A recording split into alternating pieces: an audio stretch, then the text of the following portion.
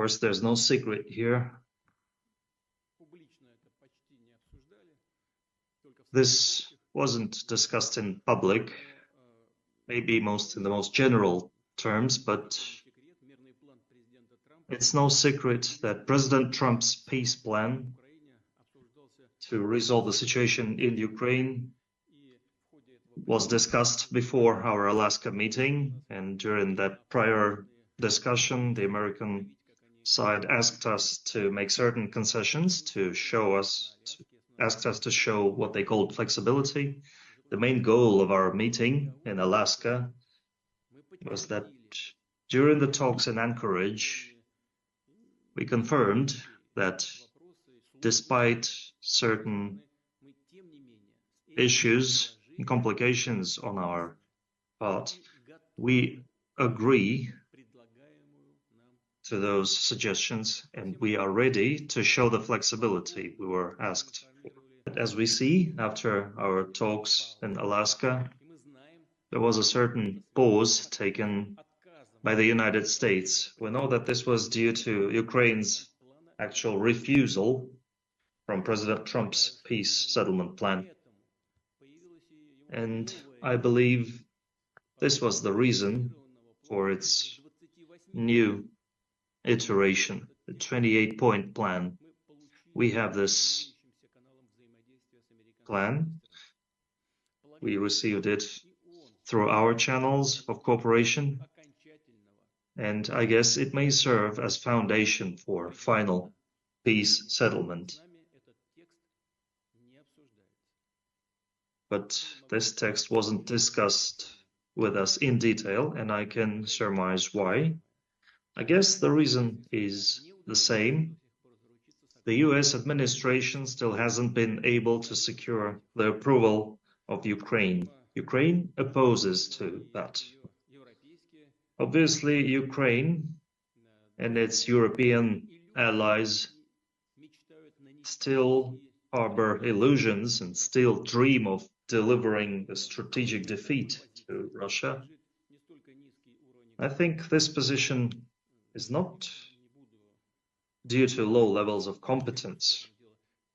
I won't discuss this side of the matters now, but I think this position is due to lack of objective information on the real situation on the ground, on the battlefield.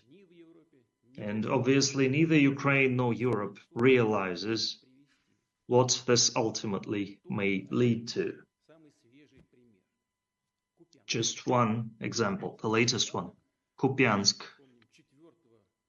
Just recently, on the 4th of November, I believe, 2 weeks ago basically, Kiev publicly announced that there are no more than 60 Russian troops in that city, and within a matter of days, this city, they claimed, would be fully deblocked by Ukrainian troops.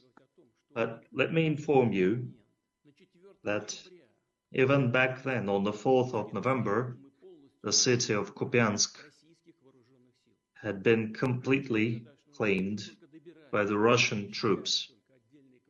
Our guys were cleaning up blocks and streets. The fate of the city had been sealed by then. What does it tell us? Either the Kiev leaders have no information on the situation on the battleground, or they have that information, but they can't evaluate it properly.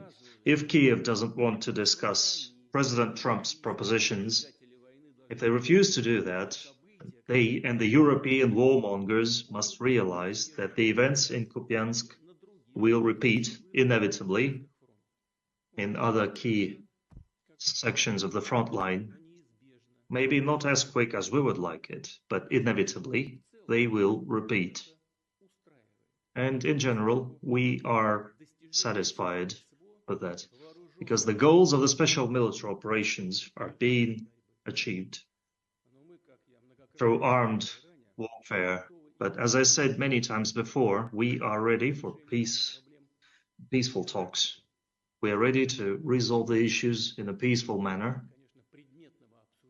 This, however, requires detailed discussion of all the details of the plan that is being proposed. We are ready for that, but let's move on